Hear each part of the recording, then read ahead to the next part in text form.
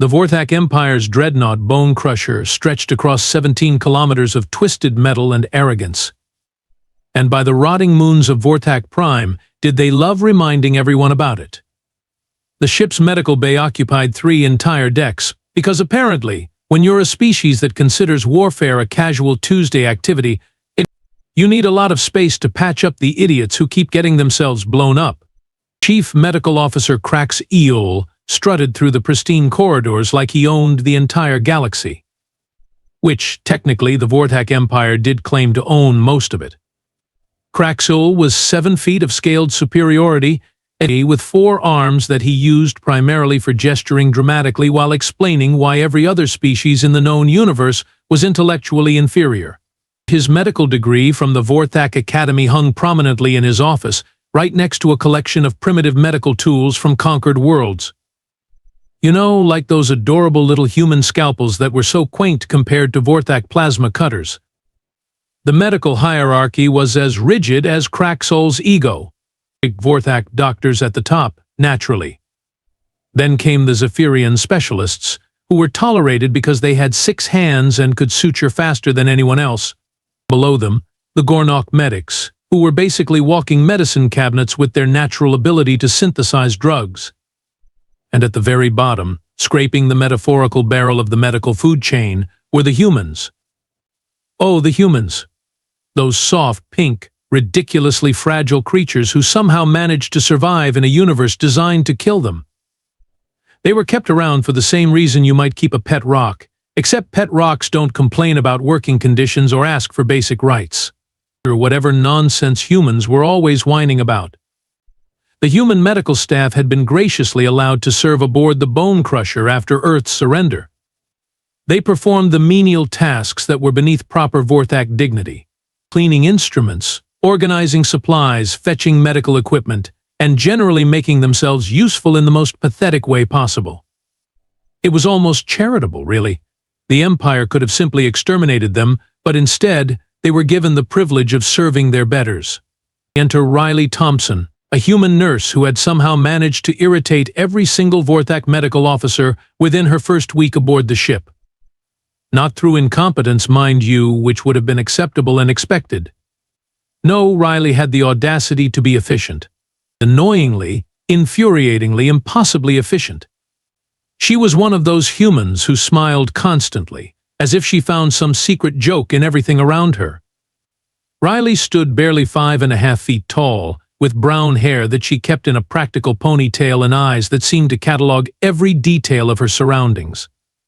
She moved through the medical bay with a purposeful energy that made the Vorthak staff uncomfortable, like watching a small animal that was entirely too confident for its own good.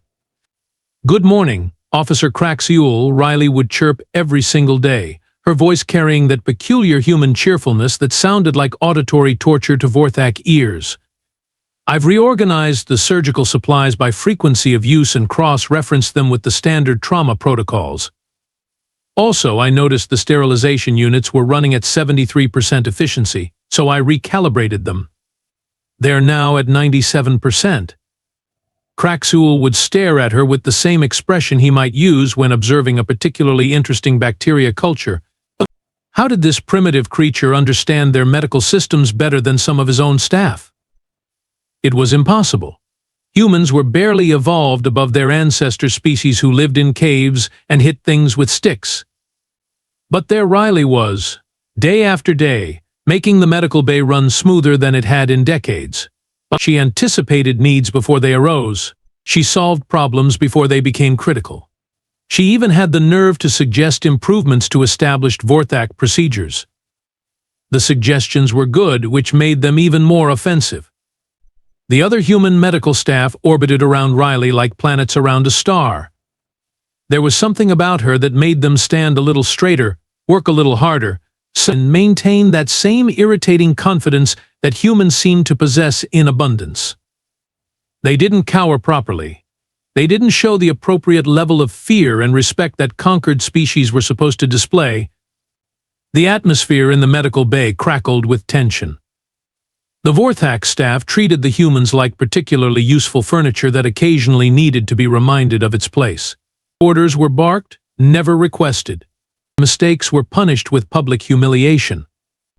And through it all, the humans just kept working, kept smiling, kept being insufferably competent.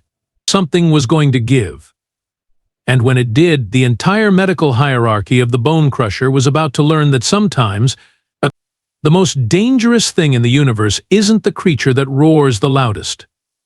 It's the one that smiles while it sharpens its claws. The emergency klaxon screamed through the Bone Crusher like a dying Vorthak in labor, which, coincidentally, sounded exactly the same. Red lights bathed the medical bay in an appropriately dramatic glow as the ship's intercom crackled to life with news that would have been hilarious if it weren't so catastrophic. Medical emergency, Deck 7. Engine room explosion. Multiple casualties incoming. Because of course there was an engine room explosion.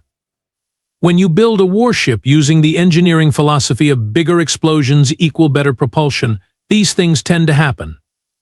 The medical bay erupted into controlled chaos as staff prepared for the incoming wave of stupidity-induced injuries. The first wave of casualties arrived on hover stretchers, and they looked like they'd been marinated in their own poor life choices. Vorthak soldiers with third-degree plasma burns, Zephyrian engineers missing various limbs, and one particularly unfortunate Gornok who appeared to have been turned inside out. Literally. His internal organs were having a very public debut. Chief Medical Officer Kraxeul took one look at the carnage and began barking orders with the confidence of someone who had never actually been in a real medical emergency. Plasma regeneration chambers, now. Neural stabilizers on the Vorthak casualties. Someone get me a tissue regenerator that actually works. Riley watched from her assigned corner, where she was supposed to be organizing medical supplies like a good little primitive. But her eyes were locked on a young Vorthak soldier who was dying in a way that made her human heart do that annoying thing where it actually cared about other people's suffering. The soldier's respiratory system was failing, his scales turning from their natural purple to a sickly gray. The advanced Vorthak medical scanners were flashing red warnings like Christmas lights having a seizure. 3 different doctors were standing around him, consulting their fancy holographic displays while he slowly suffocated. His lung membrane is compromised, announced Dr. Vex Khan, one of Kraxeul's most trusted subordinates. We need to initiate atmospheric reconstruction therapy. Negative, countered Dr. Geltar. Cellular regeneration protocol will stabilize the tissue first. While they debated the merits of their glorified medical procedures, Riley noticed something they'd missed. The soldier's airway was blocked by debris, and his 3-chambered heart was struggling to pump oxygen-depleted blood. She'd seen similar injuries during her time in Earth's trauma centers, back when humans still had trauma centers. Riley moved forward, her hands already reaching for the simple tools that might actually save a life. "Excuse me, doctors, but if we could just—" "Stand back," primitive Sub-Commander Ghral'ith snarled without looking up from his scanner. He was Kraxeul's second-in-command, a towering brute who believed medical expertise was directly proportional to species superiority. This requires actual medical knowledge. But Riley was already at the soldier's side, her hands moving with practiced efficiency. She tilted his head back, cleared the debris from his airway with a simple suction device, and began manual chest compressions adapted for Vorthak physiology. The soldier's vital signs immediately began to stabilize. "What are you doing?" Ghral'ith roared, his 4 eyes bulging with rage. "Step away from the patient immediately." "I'm trying to save his life," Riley replied calmly, continuing the compressions. His airway was blocked. "Basic emergency medicine." "Basic?" "Basic." Ghral'ith's voice reached a pitch that could have shattered glass. "You ignorant creature. We have advanced atmospheric reconstruction systems. We don't need your primitive finger painting." The soldier's breathing steadied. His color began to return. Around them, the medical bay fell silent as staff watched a human nurse succeed where Vorthak doctors had failed. That's when it happened. Ghral'ith's massive hand came down across Riley's face with a crack that echoed through the medical bay like a gunshot. The force of the blow sent her sprawling across the floor, her cheek already swelling from the impact. Never, he hissed, standing over her fallen form, interfere with superior medicine again. The medical bay went dead silent. Even the dying stopped groaning for a moment. Every human in the vicinity froze, their eyes locked on Riley's prone figure. Dr. Marcus Webb, the human team leader, stood like a statue near the supply closet. Medic Jonas Park's hands clenched into fists. Surgeon Lisa Chang's expression went colder than the vacuum of space. Riley slowly pushed herself to her feet, one hand touching her bruised cheek. She looked up at Ghral'ith with eyes that held no tears, no fear, just a quiet, calculating stillness that somehow felt more dangerous than any Vorthak battle cry. "Of course, Sub-Commander," she said softly. "I apologize for overstepping." But every human in that room heard something else entirely in her voice. Something that sounded suspiciously like a declaration of war. Riley Thompson stood in the aftermath of her humiliation with the kind of stillness that made predators nervous. No tears, no dramatic declarations, no satisfying emotional breakdown that would have confirmed every Vorthak stereotype about fragile human psychology. Just a quiet, methodical adjustment of her uniform and a return to her assigned duties with the mechanical precision of someone who had just made a very important decision. She dabbed at her split lip with a sterile cloth, her movements deliberate and controlled. The bruise on her cheek was already darkening to purple, a color that would serve as a reminder to every human on the medical staff for days to come. But Riley's eyes, those brown eyes that had always seemed so warm and cheerful, now held something else entirely. Something cold and calculating that made the temperature in the medical bay drop by several degrees. Across the room, Dr. Marcus Webb observed the scene with the detached interest of a man cataloging data. Webb was the kind of human who made aliens uncomfortable without them being able to explain why. Tall, lean, with prematurely gray hair and the steady hands of someone who had spent decades cutting into living tissue, he possessed the unsettling quality of appearing completely harmless while simultaneously radiating danger. Webb caught Riley's eye and tilted his head slightly to the left. She responded with the faintest nod and a subtle gesture toward the supply cabinet. Around them, the other human medical staff began moving with renewed purpose, their seemingly random activities forming a pattern that would have been invisible to alien observation. Medic Jonas Park, a stocky former military man who had volunteered for the medical corps after Earth's surrender, brushed past Surgeon Lisa Chang near the diagnostic equipment. Their brief contact looked accidental, but Chang's subsequent movement toward the pharmaceutical storage area was anything but random. Tech specialist Alex Rivera, who maintained the medical equipment with suspicious efficiency, began running what appeared to be routine diagnostics on the life support systems. The Vorthak medical staff barely registered the human activity. Why would they? Primitives doing primitive work was the natural order of things. "Well handled, Ghral'ith," Chief Medical Officer Kraxiul commented with satisfaction. "Sometimes these creatures forget their place." A firm reminder of the hierarchy maintains proper order. Sub-Commander Ghral'ith preened under the praise, his forearms gesturing expansively. The primitive needed to learn respect for superior medical knowledge. Perhaps now they'll understand their role as assistants, not equals. The other Vorthak doctors nodded in agreement, already dismissing the incident as a minor correction in the natural order. Humans were emotional creatures who occasionally needed discipline. It was nothing more than training a particularly stubborn pet. But they weren't watching the humans closely enough to notice the subtle changes in behavior. Riley returned to organizing medical supplies with machine-like efficiency, her hands moving in patterns that seemed random but followed a very specific logic. Webb began reviewing patient files with unusual intensity, his fingers dancing across data screens in ways that suggested he was looking for something very particular. The human medical staff had begun their daily routines with a precision that bordered on military drill. Every movement served a purpose. Every action contributed to a larger plan that was taking shape in the spaces between heartbeats, in the silence between words, in the calm before the storm that was about to reshape the entire medical hierarchy of the Bone Crusher. Something was coming, and the Vorthak were too busy congratulating themselves to notice. Protocol 7 had never been officially documented in any Vorthak medical manual, primarily because the Vorthak Empire didn't believe humans were capable of developing protocols more sophisticated than point sharp end away from self.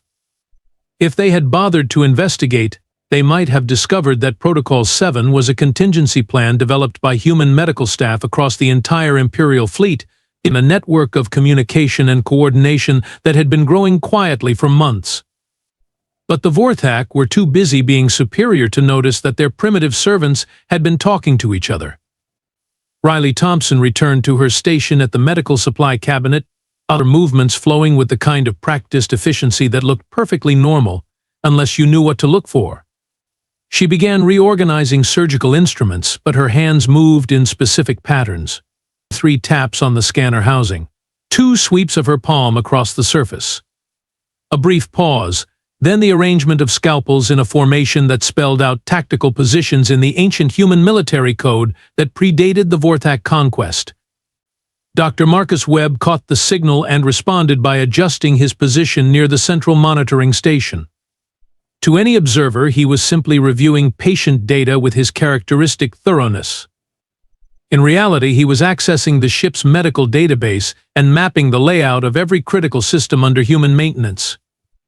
His fingers moved across the holographic interface with surgical precision, downloading information that would have made the Vorthak security chief wet himself if he had any idea what was happening.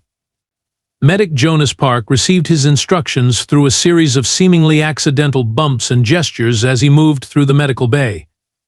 Park was built like a walking tank, with the kind of thick shoulders and steady hands that came from years of battlefield medicine. He had volunteered for the medical corps after Earth's surrender, claiming he wanted to help people heal instead of helping them die. The Vorthak had found this touchingly naive. They hadn't bothered to check his military record, which included 3 tours as a combat medic in humanity's most brutal conflicts. Park could perform surgery while under enemy fire, coordinate evacuation procedure during artillery bombardments, and had once saved an entire platoon using nothing but medical supplies and creative violence. The Vorthak saw a stocky human who followed orders. Riley saw a tactical coordinator who could turn a medical bay into a fortress. Park began his assigned tasks with methodical precision. He moved through the medical bay like a general surveying a battlefield, his eyes cataloging every entrance, every piece of equipment, every potential advantage. He stopped at the emergency medical cache and began routine maintenance, which involved checking the seals on medications that could incapacitate a Vorthak in seconds if properly administered. Surgeon Lisa Chang was already at her designated position near the trauma bay, her delicate hands working with instruments that the Vorthak considered too crude for serious medicine. Chang was small, quiet, and possessed the kind of unassuming presence that made aliens forget she was in the room. This was a tactical advantage that had served her well during her previous career as a military surgeon specializing in alien physiology. Chang had spent the last 6 months studying every species aboard the Bone Crusher, memorizing their vulnerabilities, their pain responses, their pressure points. She knew exactly where to apply pressure to render a Vorthak unconscious, how to temporarily paralyze a Zephyrian, and which medications would cause a Gornok to experience vivid hallucinations. All in the name of better patient care, of course. She caught Riley's signal and began preparing her surgical station with equipment that looked standard but had been carefully selected for purposes that had nothing to do with healing. Tech specialist Alex Rivera was the final piece of the puzzle, a wiry human with nervous energy and the kind of technical knowledge that made aliens uncomfortable. Rivera maintained the medical equipment with an efficiency that bordered on supernatural, and had somehow managed to gain access to systems that should have been restricted to senior Vorthak staff. Rivera began running diagnostic routines on the life support systems, environmental controls, and communication networks. To the Vorthak, it looked like routine maintenance. In reality, Rivera was systematically mapping every critical system on the ship and identifying the access points that would allow humans to control the entire medical bay at a moment's notice. The Vorthak medical staff continued their duties, oblivious to the fact that their primitive servants had just begun implementing a coordinated response that would have impressed a military strategist. They were too busy congratulating themselves on maintaining proper hierarchy to notice that the hierarchy was about to be completely inverted. Protocol 7 was now in effect, and the humans were just getting started. The second wave of casualties arrived just as Protocol 7 reached full implementation, and the timing was so perfect that even the most paranoid Vorthak might have suspected divine intervention. Except the Vorthak didn't believe in divine intervention, only in superior firepower and species dominance, which was about to become a significant problem. The emergency klaxons screamed again, announcing another engineering disaster that would have been comedy gold if people weren't actively dying. Medical emergency, Deck 12. Plasma conduit failure. Mass casualties incoming. Because apparently when you design a warship using the philosophy of if it doesn't explode occasionally, it's not working hard enough, these things happen in clusters. The medical bay prepared for the incoming wave of stupidity-induced injuries, but this time something was different. The human medical staff moved with synchronized precision that looked like a carefully choreographed dance. Riley Thompson was at the trauma bay before the first casualty arrived, her hands already preparing the equipment with movements that flowed like water. Dr. Marcus Webb positioned himself at the central monitoring station, his fingers dancing across control panels with the confidence of someone who had memorized every system. The casualties poured in, and they were worse than the first wave. Vorthak soldiers with severe plasma burns, Zephyrian technicians with multiple limb amputations, and several Ghral'ith engineers who appeared to have been turned into abstract art by superheated metal. The kind of injuries that required immediate, decisive action. Chief Medical Officer Crax Old took one look at the carnage and did what he always did in crisis situations. He panicked spectacularly. Plasma regeneration chambers. Neural stabilizers.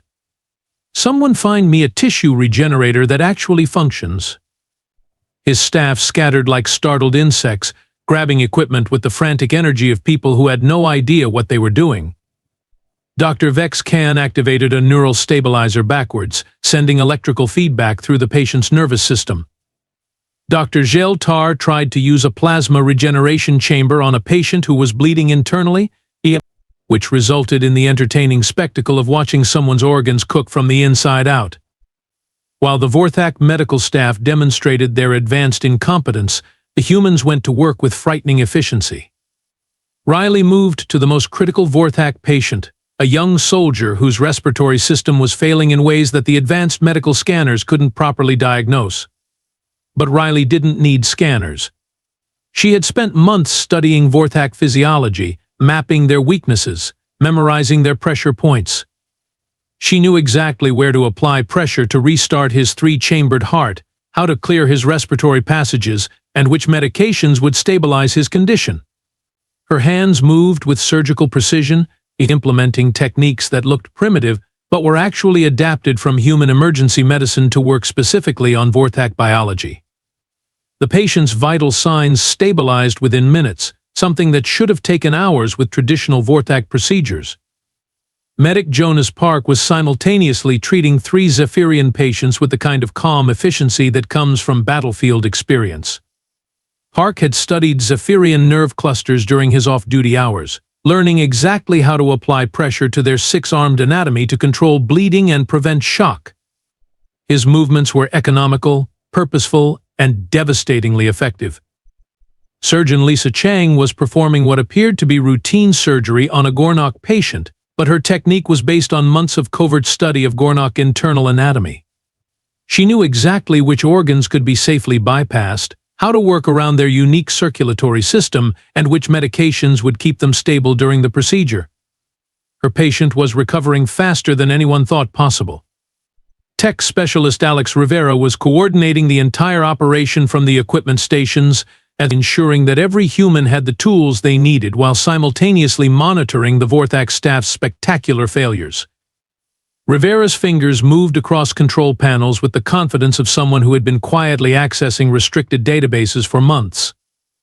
The revelation hit the alien medical staff like a plasma torpedo to the face.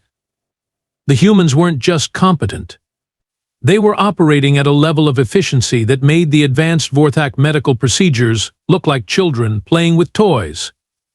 Dr. Vexcan stared in horror as Riley saved a patient he had pronounced beyond help. How is she doing that?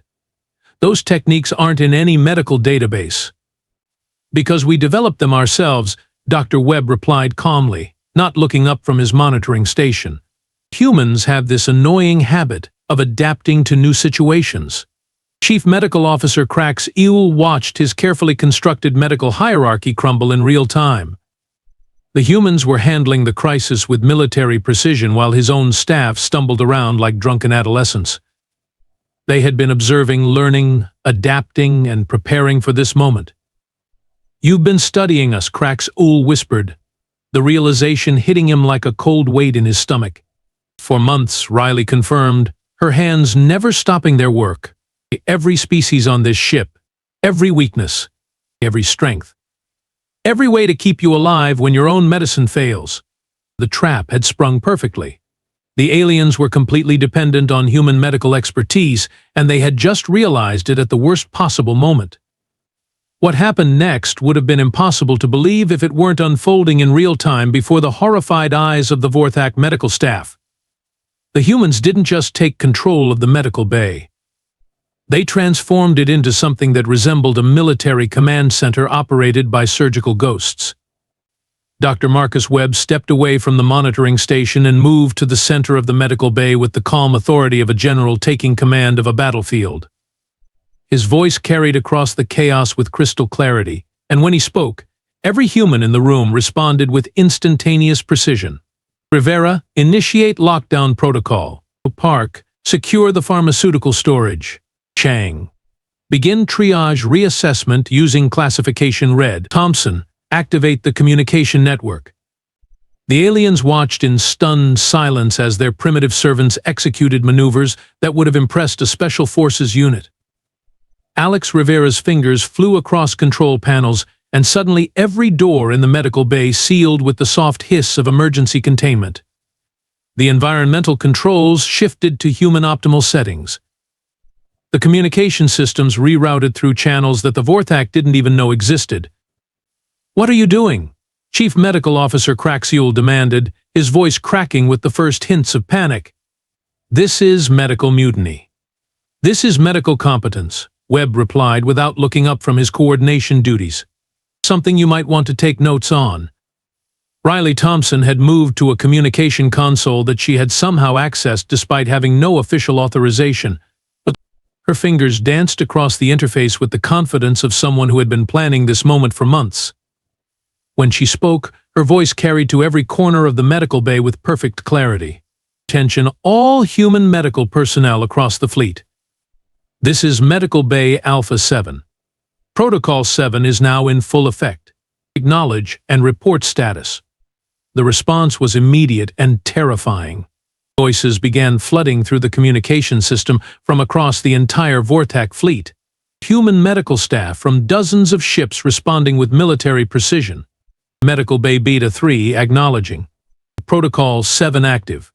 37 Vorthak patients under our care. Medical Bay Gamma 1 reporting. Protocol 7 implemented. Alien medical staff secured. No casualties. Medical Bay Delta 5 acknowledging. Protocol 7 active. Local command structure neutralized. The Vorthak medical staff stood frozen as they realized the scope of what was happening. This wasn't a spontaneous rebellion by frustrated servants. This was a coordinated operation that had been planned across the entire Imperial fleet. The humans had been networking, communicating, and preparing for this moment while their alien masters congratulated themselves on maintaining proper hierarchy. Jonas Park had moved to the pharmaceutical storage area, but he wasn't securing medications. He was revealing an arsenal of medical supplies that had been carefully stockpiled and modified for purposes that had nothing to do with healing. Sedatives calibrated for Vorthak metabolism. Neural disruptors designed to work on Zephyrian nervous systems. Paralytic compounds that could incapacitate a Gornok in seconds. "Did you really think we were just organizing supplies?" Park asked with a grin that would have made a predator nervous. We've been preparing for war. Lisa Chang had finished her surgery and was now demonstrating techniques that made the advanced Vorthak medical procedures look like primitive finger painting. She worked with instruments that appeared standard but had been secretly modified for enhanced precision. Her understanding of alien anatomy was so complete that she could perform procedures that Vorthak doctors considered impossible. "Your medical technology is impressive," Chang commented as she worked, "but it's designed for your psychology, not your physiology. Humans adapt. We improvise. We find ways to make things work that your rigid thinking can't comprehend." The medical bay had become a fortress. Every critical system was under human control. The Vorthak medical staff were trapped in their own facility, completely dependent on the humans they had been treating as inferior servants. The environmental controls, the life support systems, the communication networks, even the door locks were all responding to human commands. Alex Rivera looked up from the control station with the satisfied expression of someone who had just checkmated a grandmaster. "Did you know that human technical specifications are deliberately understated in our official records? We've been maintaining your medical equipment at efficiency levels that your own engineers couldn't achieve. We've been improving your systems without you realizing it. We've been keeping this entire medical bay functional while you took credit for our work." The power dynamic had completely reversed. The humans weren't servants anymore. They were the ones in control. And the aliens were beginning to realize just how completely they had been outmaneuvered. Sub-Commander Ghral'ith, who had struck Riley less than an hour ago, was now standing in a medical bay that no longer responded to his commands. The communication systems wouldn't accept his authorization. The door controls ignored his biometric signature. Even the simple task of accessing patient records required human assistance. "This is impossible," he whispered, his 4 eyes darting around the medical bay that had become alien territory. "You're primitives. You can't possibly understand our systems well enough to control them." Riley Thompson looked up from her communication console, her bruised cheek a stark reminder of his earlier violence. Her smile was cold and predatory, the expression of someone who had been planning this moment for a very long time. "Sub-Commander," she said with deadly calm, "you're about to learn the difference between primitive and underestimated." The medical bay had become a war zone, and the humans were winning. Dr. Marcus Webb approached Chief Medical Officer Craxix Eul with the measured stride of a man who had just revealed his hand in a game that had been rigged from the beginning. The Vorthak medical chief stood frozen in his own facility, surrounded by technology that no longer responded to his commands, watching his carefully constructed hierarchy crumble like a house of cards in a hurricane. "Craxix," Webb said, his voice carrying the quiet authority of someone who no longer needed to pretend to be subservient. "We need to discuss your subordinate's behavior toward my staff." The words hit like a physical blow. Craxix's 4 eyes widened as he processed the implications. "Your staff? You dare claim authority over the medical personnel who have been keeping this ship functional while you played with your glorified toys?" Webb interrupted smoothly.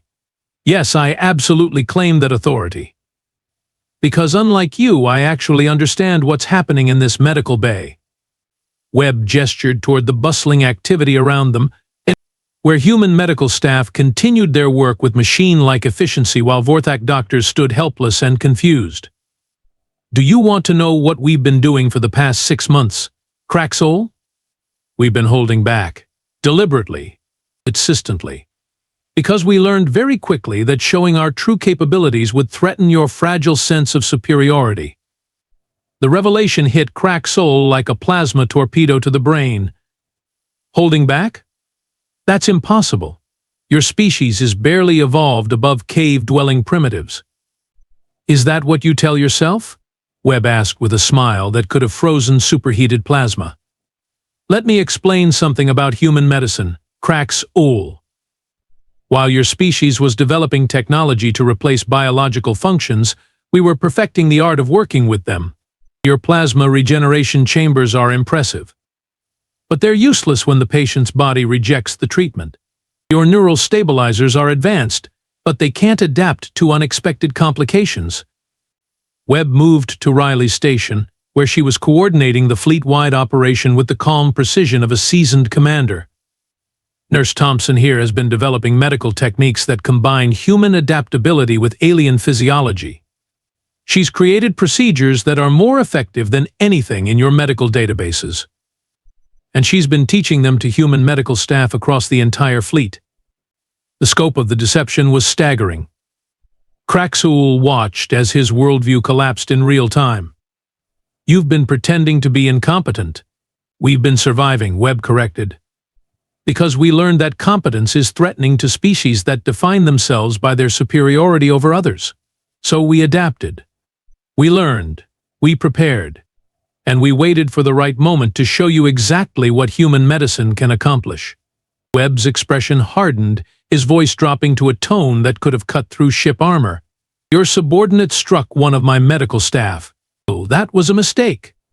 Because now you get to see what happens when humans stop pretending to be primitive." The ultimatum was delivered with surgical precision. "Here's how this works. Ghral'ith, you will ensure that every human medical staff member is treated with the respect due to essential personnel. You will acknowledge our expertise publicly. You will implement new protocols that protect human medical workers from assault, and you will do it immediately." Ghral'ith's mouth opened and closed like a fish gasping for air. "And if I refuse?" Webb's smile was colder than the vacuum of space. "Then you'll discover what happens when the people keeping your entire medical system functional decide to stop being helpful." The choice was simple: respect or complete medical collapse. The medical bay fell silent as Dr. Webb's ultimatum hung in the air like toxic gas. Chief Medical Officer Ghral'ith stood frozen, his four eyes darting between the human-controlled systems and his own helpless staff. The mathematics of the situation were brutally simple: submit, or watch the entire medical infrastructure of the bone crusher collapse. Sub-Commander Ghral'ith, Ghral'ith's voice cracked like breaking glass. "You will apologize to Nurse Thompson. Immediately." Ghral'ith's massive frame trembled with rage and humiliation.